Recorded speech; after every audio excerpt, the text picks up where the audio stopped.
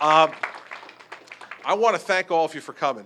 I really appreciate you spending an hour and a half or so, an hour and a half of your time with me this afternoon. Listen, I've said most of what I wanted to say in my comments before I took questions, and I said more than I probably should in response to the questions. So I'll end this way. Now, one of the great things about being governor of New Jersey is your interaction with the people that you serve.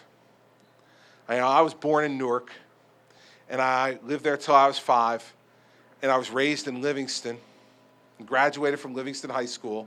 And except for the 4 years that I spent at the University of Delaware, where I met my wife, and then against her will, dragged her here from Pennsylvania, I've been in New Jersey my whole life. And I have so many people who come up to me because of some of the tough fights that we're fighting every day, who come up to me and say, Governor, we're praying for you. How you holding up? And I have to tell you something. I appreciate your prayers, but I don't understand the question. I mean, I'm holding up just fine. I mean, hell, I'm the governor of New Jersey.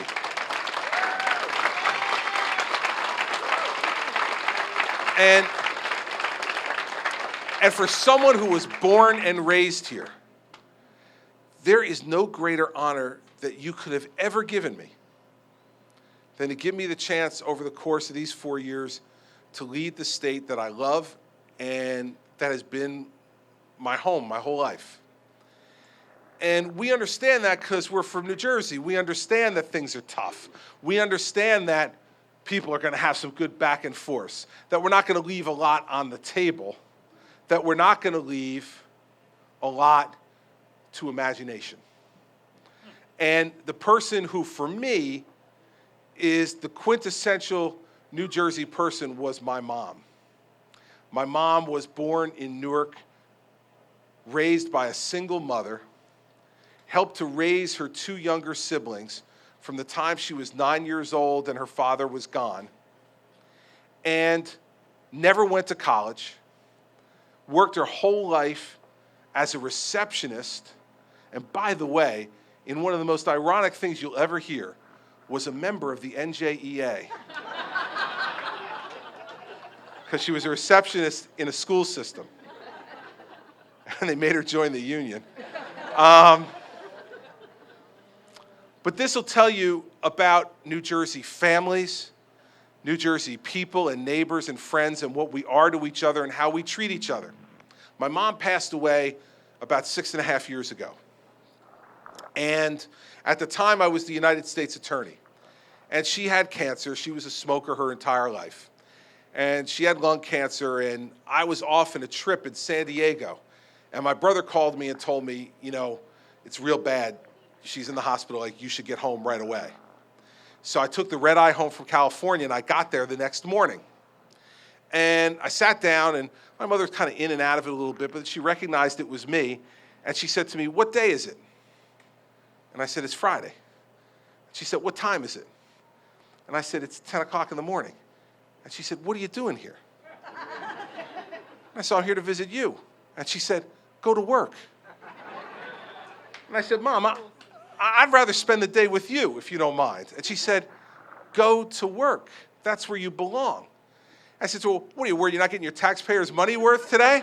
I'll make up the time. Don't worry about it. I'd rather stay here with you. And she grabbed my hand and she said to me, Christopher, go to work. It's where you belong. There's nothing left unsaid between us. That's New Jersey. There's nothing left unsaid between us. My mother sent me to work because that's the values that she taught me. My mother told me there's nothing left unsaid between us because she was Sicilian, so there was nothing left unsaid between us.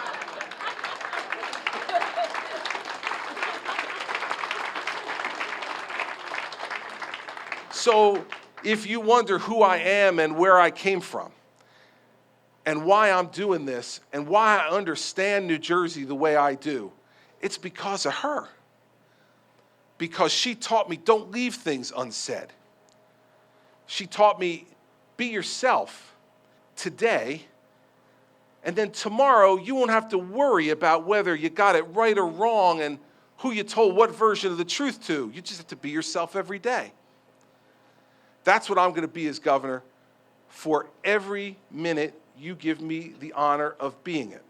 And sometimes you'll agree with me, and sometimes you won't. Sometimes I'll anger you, and sometimes I'll delight you.